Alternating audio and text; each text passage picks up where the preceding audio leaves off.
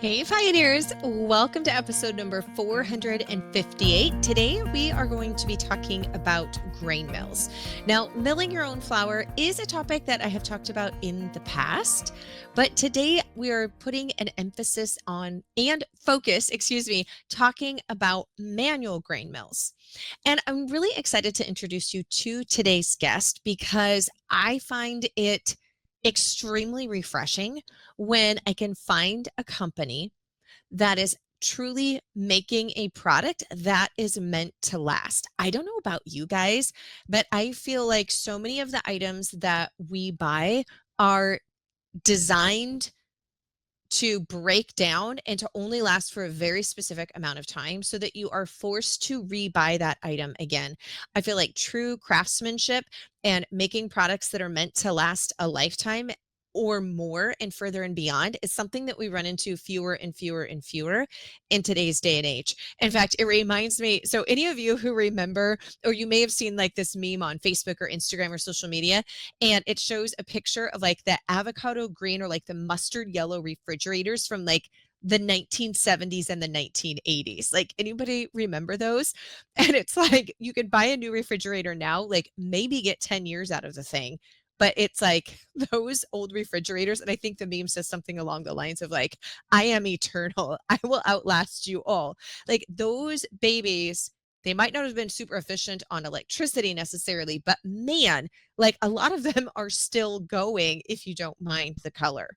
So today's podcast, we are going to be talking about manual grain mills, milling your own flour, the amazing benefits of milling your own flour, some of the things you need to know when you are milling your own flour and working and baking with fresh ground flour that is different. But it is a topic that I'm super excited to talk about because so much of our food these days and the way it's been processed, including the flour, even when we are buying flour to cook and bake for ourselves from scratch, is different than fresh ground flour. So it's that art of convenience, and having a longer shelf life on things has definitely impacted our health. And flour is one of those areas. So I'm really excited to introduce you to Bonnie Jones, who is the dedicated entrepreneur and co-founder of GrainMaker. They are a mill manufacturing company rooted in Montana. And when you hear Bonnie talk about their warranty and guarantee on their mills, oh my goodness, guys, like we need more of these types of companies and ethics in the products that we buy. So I'm always really excited to share any type of company that I find that has these types of values with you. Now, for further resources and including the blog post that accompanies today's episode, you can find that at melissaknorris.com/458. And that's just the number 458 because this is episode number 458. So without further ado, here is my interview and episode with Bonnie. Hi, Bonnie. Welcome to the Pioneering Today podcast. Hi, Melissa. Thank you so much for having me. It's great to be here. Yeah, I'm really excited. I have not gotten the opportunity to actually meet and talk with you, even though I've seen your lovely booth at the Modern Homesteading Conference and greatly admired your grain mill, but we didn't actually get the chance to meet yet. So I'm glad we're doing it this way, and then hopefully we can make it more formal in person at conference this year and actually get to chat and visit with one another. Absolutely. Yeah, I feel like we travel in a lot of the same circles. Yeah, same. But I'm really excited to chat with you today for a number of reasons, but one of them is on the subject of grain mills. And I have to say the most of my experience with milling grains has been using an electric mill. Mhm. I did purchase as a backup, which I did have to use only twice when our power was out for an extended period of time. We have a newer generator now that's a lot larger wattage, so I probably would be able to operate my electric mill. But the backup manual mill that I had was a very inexpensive one because it was meant to just be like an emergency backup. Oh Mhm. my goodness, though, did I get an arm workout for a very small portion a very, very small portion of ground flour. And I'm like, oh, if I was going a manual mill route, like that definitely would not be the one that I would pick to use up for a normal mill for normal baking purposes like every day. So I thought it'd be fun to chat a little bit about the obviously kind of the pros and cons or the differences between your electric mill versus a manual mill. And then when one is looking at a manual mill, what are some things that we really would like should be considering to avoid arm fatigue or spending a lot of time trying to get a significant amount of flour when you're doing like bread baking, where you're going to need several cups, if depending on your recipe, up to sometimes 7 cups if I'm doing like a 2 loaf recipe. Sure. Yeah, I think that we do see a lot of people that come to us that have been in a similar situation where they had an emergency situation and quickly decided that they didn't want to go that route again. And so I think when looking for a mill, there are definite factors to consider. I do try to encourage people to, if they purchase one of our mills, it's a manual mill, but we make them in such a way that they have a pulley on the side that has a groove on it, so it can be belt driven. We also have the option of, we do offer an electric motor for our mill as well. And one of the fun things with it is it can be bicycle powered too. So alternative uh, motorization, or, making it a little bit easier, there's definitely options. So I think that's kind of one of the first steps, is to determine how often you're going to use a mill, and what are the primary reasons for going into this. Do you want something that is strictly for emergency use only? In that case, you probably don't want to spend thousands of dollars or several $100s, but you can get into an entry level manual mill that will be great to use for emergencies. It's still going to cost a little bit, but it's going to be very user friendly, I guess I would say. So I think after looking at how often you're looking to use it, you'd want to know what types of grains are you going to grind. How do you want it to be adjustable? Do you want like a fine consistency? Are you going to be cracking grains?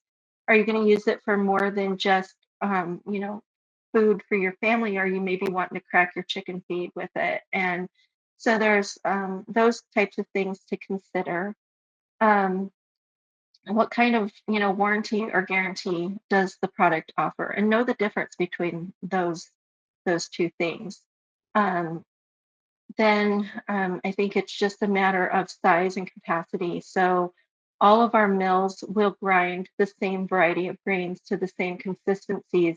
It's just that some of them are bigger and going to allow more output. So the larger the burr space on the mill, the more output it's going to have. So if you get something with a 3-inch burr compared to a 6-inch burr, the 6-inch burr is going to yield more um, output. So those are some things that I would say to consider when going into this type of investment. Yeah.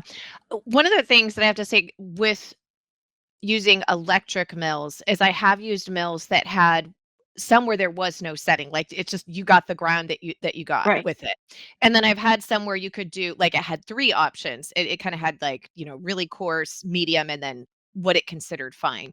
Hmm. And then I've had one where I could fine tune it down to like, I really had this really big range of where Hmm. I could move it and get it. And I have to say I really did enjoy being able to get a finer grain when I wanted it for like pastry type baking, when I was doing Sure. like, cakes or something where you want that really nice fine grind. But then for breads, being able to take it back to a little bit more coarse, etc. So I think when one is using the mill for your primary flour source, I should say. Hmm.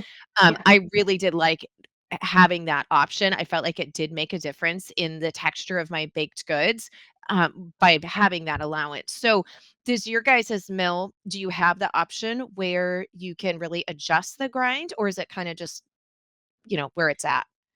No, it is totally adjustable. So there's not any real, like, there's not a preset setting on the burrs. The knob on the front, you loosen it to allow more space between the grinding burrs, which will yield a coarser grind.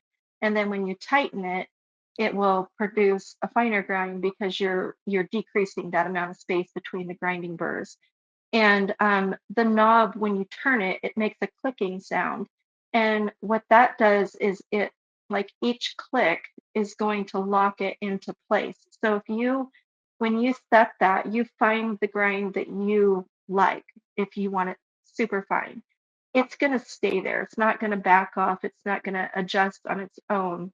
It will stay at that consistency. And I think one thing that I did forget to mention about one of the advantages with a burr mill like this is it will allow you to do oily products as well. So if you like to grind flaxseed or coffee beans, um, it will do nut butters as well. So you can put those types of things in there and make your own peanut butter. And I'll never forget one day I got a phone call from a local chef who asked me if our mill would grind dehydrated vegetables. And it was like a light bulb went off in my head. It's like, whoa, mind blown. Wait, you could dehydrate onions and garlic and potatoes and tomatoes. And, my brain was just going crazy. And I'm like, oh my goodness, I wonder if it will do that. And so we started experimenting with different things. And, you know, all these years later, I'm still amazed at how many people will call in and ask us, will it grind and fill in the blank? And I don't know, but we want to try, And so we have somebody sending in a sample of chestnuts right now to find out if it will grind her chestnuts. And so it's so fun to be able to try all these different things. So I think it's bigger than grains. I mean, but grains are obviously the primary. Yeah. Yeah. Well, I do love that you could actually do your nut butters and your coffee grinding with it, because right now I am a coffee girl. I Yeah. love coffee, and so I have an electric mill for my beans, um, but power goes down situation. I like having manual backups, and I have to say the older I get, I don't know if I get more I'm not sure what it is, but the older I get, the more I like moving towards manual things. That I think part of it is I've had a lot of my electric, especially with my coffee grinder, there's computerized parts to it, with the model that I have. And so when those break, it's not a simple fix, or I don't Mm, know how to fix those. Like, I'm not a coder. I don't know how to get in and work on, like little circuit boards and motherboard. Like, that is, right. foreign to me. But when you have something that's more like a manual mill, one, I don't feel like you have as many things that break on those, in the same way as computerized. I feel like they have a lot longer longevity. But oftentimes it's a much easier fix when you're working with those manual things. Yeah. Yeah, But I I did, definitely. I Oh, wanted sorry, to go ask ahead. you though. No, sorry, because you mentioned earlier something about the difference, knowing the difference between a guarantee and a warranty. Yeah. Would you go a little further on that? Yeah. Like, what is So, the what is the difference, I guess, is what I'm so asking. uh, a warranty is going to be a limited time frame on the product, and it might be very defined as to what parts of the product that they're going to cover. Whereas a guarantee is going to be on the product. It's going to be like ours is a lifetime heirloom guarantee. So we designed this product knowing that it is a significant investment for people. It's hard to, I think, for people that are going into this understanding why on earth would a manual mill cost this much money. And we make every part of that mill right here in our shop, and it comes in as a raw bar of steel, and we machine every part of it. And um, the guarantee is going to be on every part of the mill. So your grinding burrs, for example, we lifetime guarantee those. And as I said, it's an heirloom guarantee. So in the event that, you hand this down to your children, that guarantee is gonna transfer to your children or to your family member. So that's, I think, really important to know so that, if you're looking at, we've had people say, hey, we saw, your mill on um, an online marketplace, and a family member had passed away that bought this mill, and they found it, and I'm like, that's awesome, yeah, we'll definitely cover it. And so those are just important things to know. Yeah, that's quite rare in this day and age, quite honestly. So that's really encouraging to hear. Um, which brings me actually, I'm happy that you brought this up that you guys are machining everything, in-house, obviously in the USA for our USA listeners. What is the material that the actual burrs are made out of? So that's essentially a proprietary thing, but I will tell you that my husband, who is the one that designed our mill and our burrs, he is a tool and die maker by trade. And so there are obviously many different types of steels and alloys, which is a blend basically of different steels. So we use a really high grade of tool steel. There's no Okay. harmful metals inside there. People have concerns with, chromium and lead and aluminum and fill in the blank, but we don't have Yeah. anything like that in these grinding burrs, so that's not going to be anything that you have to worry about. As far as what the actual blend is, that's kind of a trade secret, I guess you'd Yeah, say. no, that's fine. Actually, where I was going with that is I know some people have asked me about other mills, and like I don't I mean I know some things about certain mills, but I don't know like what every mill company is using for their burrs. And their concern was that the burrs had like a plastic coating, or they weren't plastic, but they were using some element of plastic with the burrs. And a lot of people, are myself, like I'm trying to stay away from plastics as much as Yeah, possible. Like, we have a lot of microplastics, unfortunately, in our systems for most people. And so that was really where I was going, is making sure that the burrs um weren't didn't have plastic or some type of plastic coating on them, is where I was, yeah, going yeah, with no that. plastic Yeah. coating on them, and I know another concern has been, making sure that the quality of material is good because you don't want any of that falling off in your food supply. Right. So that's definitely something that we are also very passionate about, not having those plastic parts and bad stuff in there. Okay, good. So that that Yeah. that that's an easy, and now I can easily answer people when they ask that, which, because one, for durability, right? I mean, Yep. most plastic tends to get brittle over age. It doesn't, especially to a lot of wear and tear. It's not ideal. It is oftentimes cheaper for manufacturing, which is why a lot of times it's used. So I'm really happy to hear that you guys aren't using it, but do want to talk about the health aspect of grinding grains, because we've really kind of just dug deep into, making sure it doesn't contain those types of metals in there, because those are health issues. Microplastics can cause health issues. And I think a lot of folks, when they're learning about grinding their own grains, there is, of course, the self-sufficiency aspect of it, because grains, primarily, especially wheat, is going to store a lot longer in its whole form than it is as a ground flour.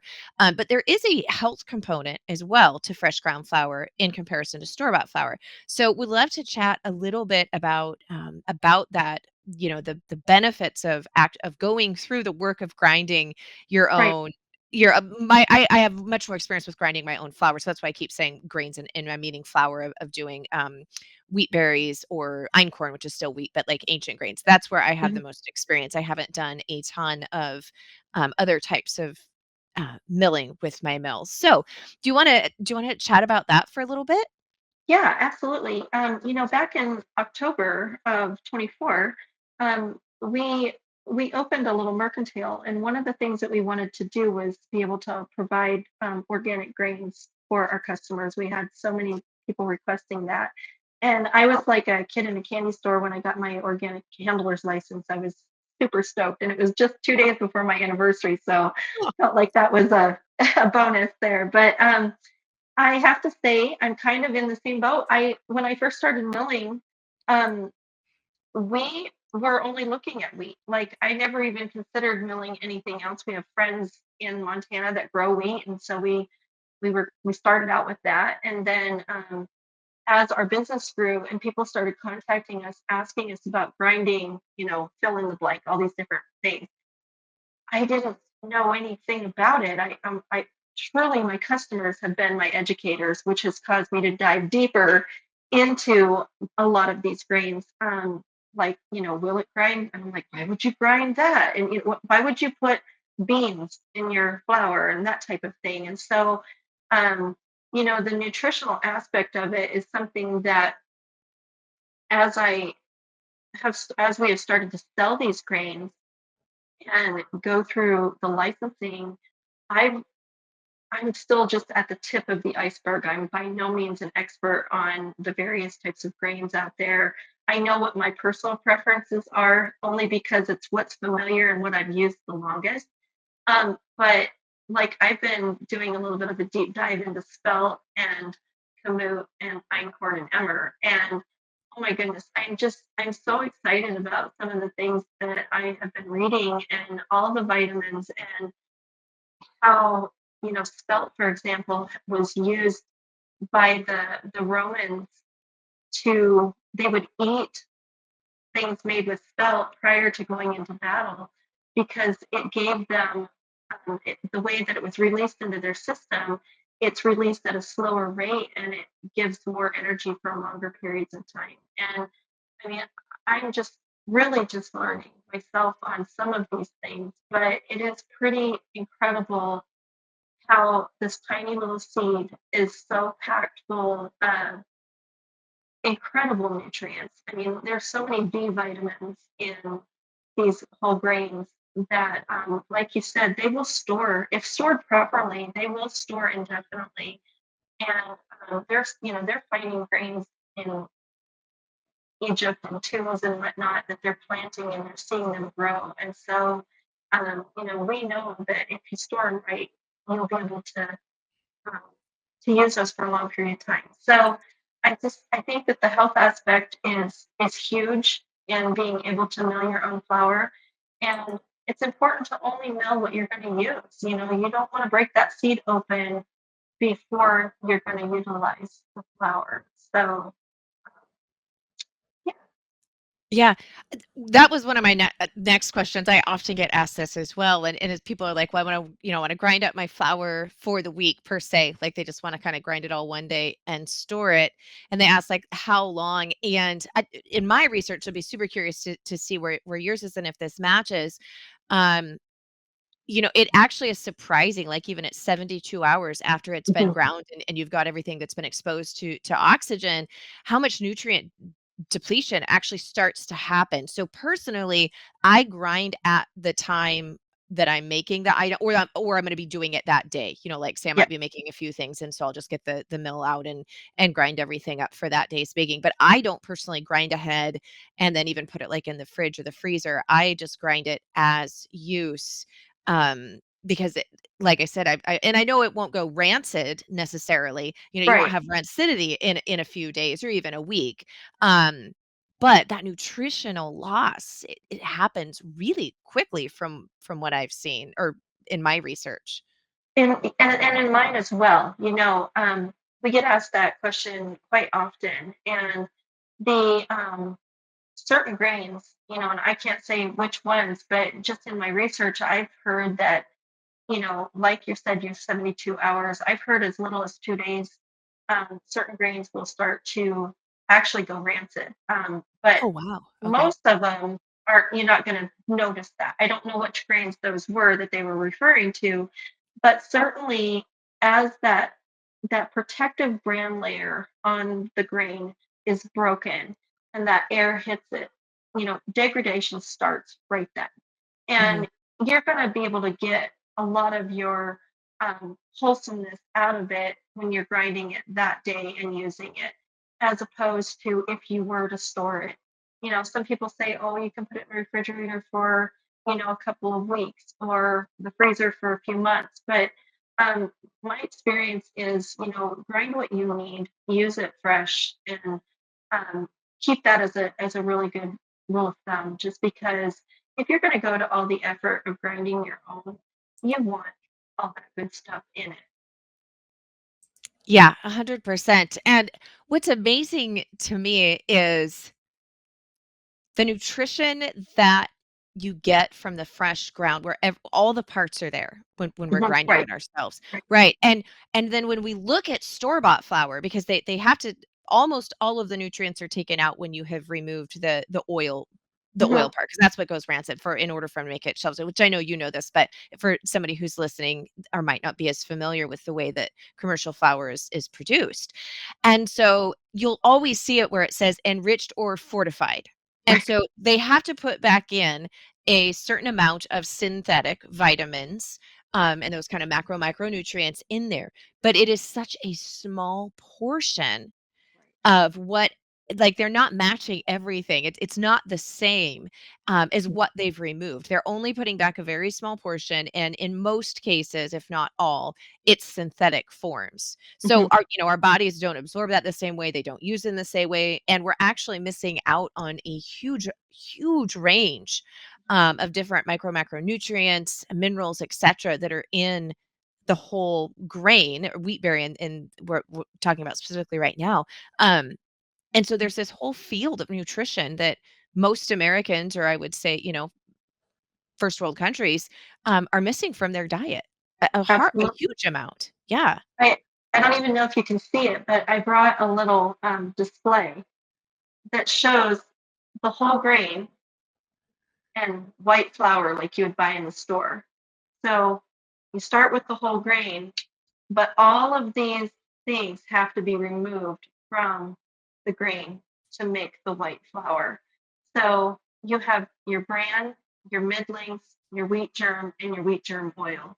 So all of that has been removed out of the grain or out of the flour when you purchase it in the store. And that's the life of the grain right there, and you want that. So um, as you said, most of it is replaced with a synthetic version.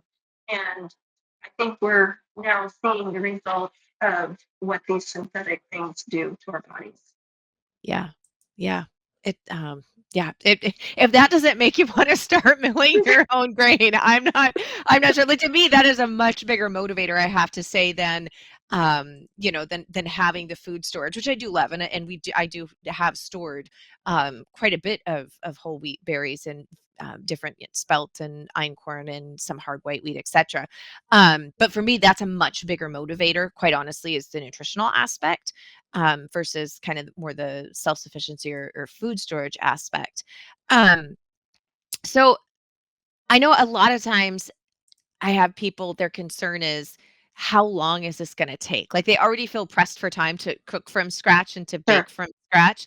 And so they're like, oh gosh, like adding in this one more step to something that I sometimes already struggle to fit into my day and my routine. So I thought it'd be great to talk about if somebody's wanting to grind, let's say they're going to do a loaf of bread baking, because that predominantly uses a little bit more flour than like making cookies or something. If you need to grind, say, let's say 7 cups of flour, if you're going to do a 2 loaf recipe, Mhm. approximately how long is that actually going to take to grind that flour? And I know it So depends a little on mill size. I do get, yeah. So, there's actually several variables, so it's kind of a loaded question, to be honest with you, okay. because it is going to be dependent on several factors. Like, it's amazing what impact weather can have on grinding by hand. It also depends on what you're grinding. So, how good is the quality of wheat, for example? And we are in Montana, so we're in a fairly dry environment, and wheat is very common here. So that is what we test our mills with when we test them here in the facility. And we test them all to produce a cup of flour in 70 seconds. So that's just a little over a minute. You are, turning the mill at 70 rotations per minute, it's going to yield a cup of fine flour. Now, having said that, is that sustainable for everybody? Probably not. I'm probably not going to stand there and go to town like a 15-year-old would. um, but I think it's just one of those things that, you know, I have people that are on totally different ends of the spectrum. Some people just love the, I don't know if it's the nostalgic or the routine of just milling their flour by hand. And other people are like, I got time for this. I want to be able to be doing something else. And so that's why we do encourage, like, hey, throw a motor on this thing. You know that you have the ability to hand crank it if you need to. but we definitely mine at home, excuse me, mine at home is now motorized. Prior to having um, lots of children at home, I hand cranked it, and then now we have a few grandkids living with us, and so yeah, we motorized our mill. Actually, my husband motorized the mill because he's the one making the pancakes and stuff every in the morning. So, Yeah. but yeah, I just think that there's variables there. We do test them all to perform at producing a cup of flour in 70 seconds. Okay. And it's kind of funny because it's one of those things, oftentimes we look at how long something takes us and kind of judge the if we're going to do it or not more on the time factor than the impact it can have on our lives and our health. Yes, But I find I actually enjoy hanging clothes out on the line. And right, I know for some people are like, "Oh my gosh, it's so much faster to just transfer it from the washer into the dryer, because it's right there and you push the button and you go." And yeah, that is true. I have to say it. That is faster for me than taking it outside and, piece by piece hanging it on the line and then taking it back off. But there's something about it. Again, like I don't is it nostalgia? Is it that it forces me to slow down and be present in that moment? I don't I don't always think that it's necessarily a bad thing that something takes a bit of time. Obviously, it depends on a season. Like, there have definitely been days where I didn't even have 7 minutes, and so that would be right. where, I would be thinking through that. But overall, I think sometimes it's actually really good for us to Well, have that routine and be forced to kinda spend some time in something for a moment.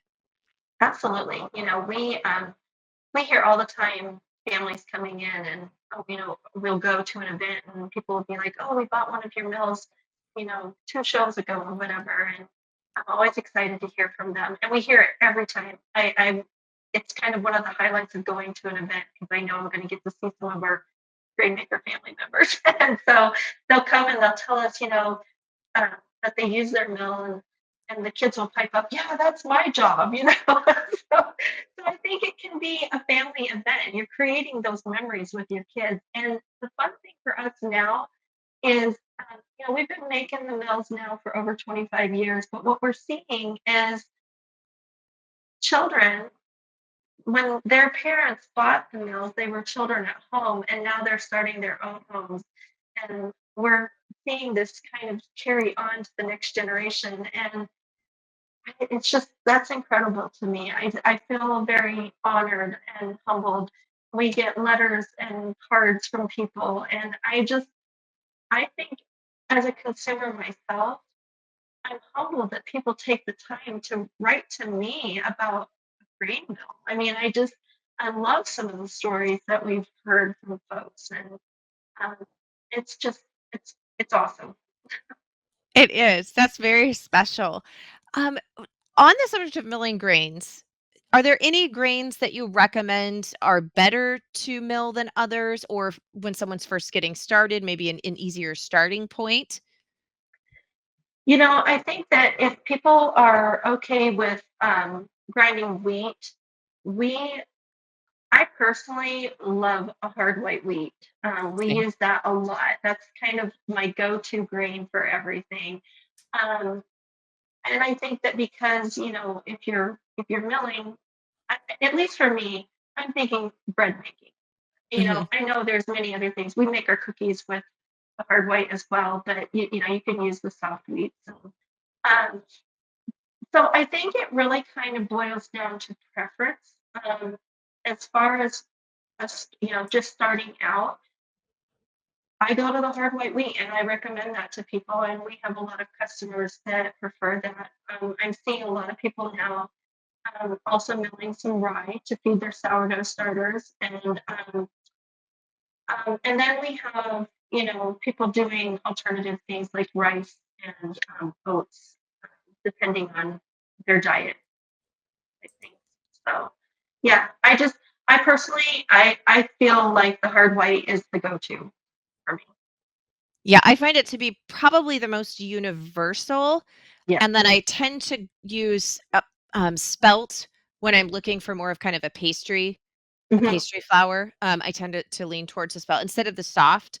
And also, like for me, with spelt being one of the ancient grains, I know when I've been going through different gut healing protocols or seasons in life, that the spelt definitely my body responded better to.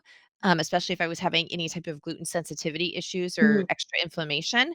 But spelt works great as a pastry flour in most cases. Spelt is harder to do with bread, because it is a different protein and gluten structure than like modern hard white wheat.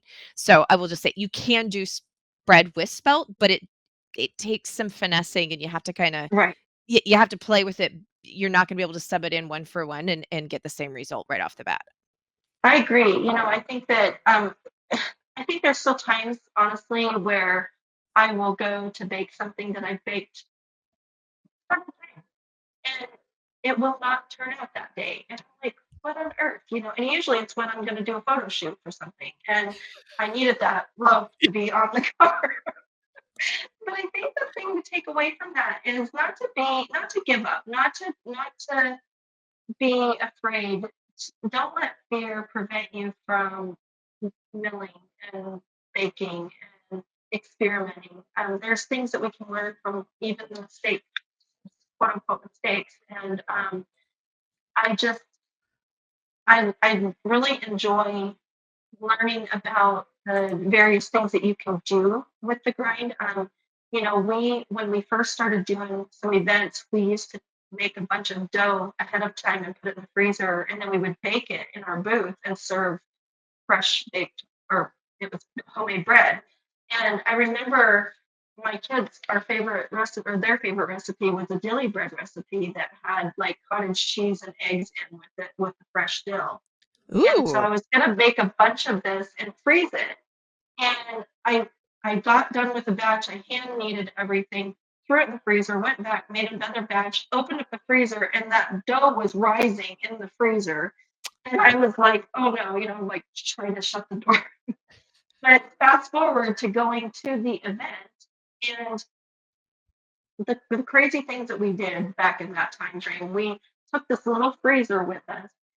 We had to take it into our hotel room so that it would stay frozen. And so there we were on the luggage cart pushing a freezer into our hotel room with people looking at us like we were probably not good people to be around. Who's in that freezer? And so the next day they saw us at the event and they're like, were you the people at the hotel? Yes, yes, that was us pushing our frozen bread dough through the hotel lobby. And yeah, it was so much fun, so many memories. But I love adding things like that to the bread dough, the oatmeal, or just different herbs and experimenting. So I think it's great to try new things and expand on that. Yeah. Talk going back to one of the benefits of milling your own flour, aside from the health aspect, is the storage capability of whole grains versus. Mhm. So, what are some of your best practices for storing those whole in their whole form? So we primarily store them in buckets. If it's a smaller quantity, we use the like the desiccant packs or the oxygen absorbers in there just to make sure that it keeps everything fresh and no um, you know bugs or anything like that can be able to live in that environment. It needs to be in a cool place, dry, obviously. um, I know a lot of people do put things in the freezer. I haven't personally tried that. There's the option of using diatomaceous earth. I haven't done that either. But my primary way of storage is in buckets. And I like the gamma lids because you're able to easily access the grain. So, Yeah. Yeah, I'm with you. I primarily use, yeah, the 5-gallon buckets with the Gamma lid and the yeah. seal and haven't had any issues either. I don't know if it's because, like you being in Montana and me being in Washington, Northern Washington at that, I don't know if it's because we have such a low humidity Mhm. and just typically cooler weather all the way around, but, like, praise the Lord, I have never had a bug issue with any of my grains or flour and have been, milling and storing decent quantity sizes for decades now. So Mhm. I don't know if that's yeah, I don't know if that has anything to play with it because I hear, people will ask and I'm like, I feel blessed that I haven't had to deal with it. I've heard Yeah, the horror stories and stuff, but I don't know. So part of me wonders if it's a bit of environmental, perhaps just our uh, natural conditions. I don't know. right. I kind of am with you there. I haven't had that experience either, so I can't really speak to it. So on our end note, what are some common mistakes that you see people make when they first start milling their own flour? So folks can ideally hear that and then avoid it as they begin their fresh milling journey. So I think that some of the things that we commonly hear are, you know, when you start milling, you want fine flour. So it's a very common thing to tighten those burrs all the way down on your mill. And, the flour has to be able to escape. So it's important to kind of keep that in mind. But that's kind of a more of a mill thing than it is a flour thing. I think as far as baking, one thing to remember with fresh milled grains is it takes a little longer to absorb moisture. Everything is in that grain. So you've got all that bran, all that germ. And so it's going to take a little bit of time for the moisture to be absorbed. And then when you're making bread, for example, y- you're going to want some tackiness on the dough. It shouldn't be like you can't get it off your fingers necessarily, but you do want it to be somewhat tacky. That's going to be really important. So I think those are some things to keep in mind. And then finally, don't over knead your dough and really stress that gluten because then it's going to get really tough.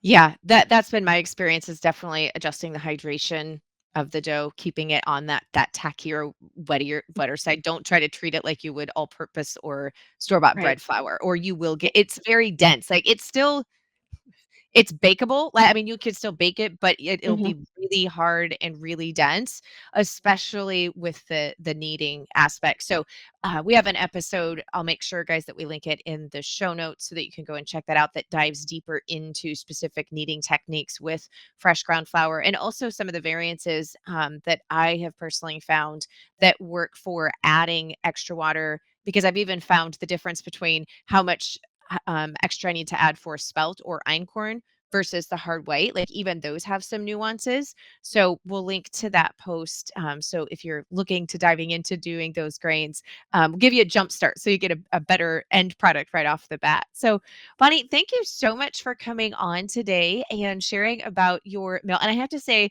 your guys' mill is so pretty that like in a homestead kitchen, or those of us who love vintage, which my both hands are raised. I love vintage. Antique store shopping is my favorite thing in the world. Um, Yeah. they have that look. Like it looks like it could just be part of the decor, even because it's that pretty, but it has the functional aspect, which is so nice. Thank you so much, Melissa. Thanks for having me today. I've really enjoyed it. Yeah, great. So for those, if you're not coming to the Modern Homesteading Conference in June, which I hope you are, I know you guys are Mhm. going to have a booth there, so people can come and visit and get to really check it out in person. But where is the best spot for folks to go online to learn more about the mills? You can see us at grainmaker.com. That's on or we have the website there, and then we're also on social media at GrainmakerMills. You can find us. Okay, great. Well, thanks, Bonnie, and I look forward to seeing you in person. I hope this year at conference. Thank you so much, Melissa. Have a great day. You too. I hope that you enjoyed that episode as much as I did. And if you are able to, I would love to see you and invite you to come and join us at the Modern Homesteading Conference this year in Idaho.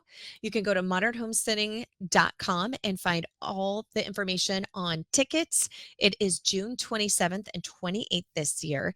And we have got an incredible lineup of speakers, including new speakers that I am really excited to get to meet in person, and that is Ruth Ann Zimmerman, as well as Emily Morrow from Really Very Crunchy, just to name a few of some of the new speakers that we have coming, as well as some of our favorites that have become dear friends and can't wait to hug their necks. And I hope that you are one of those necks that I also get to hug and meet in person at this year's conference. So Until next week, blessings and mason jars for now, my friends.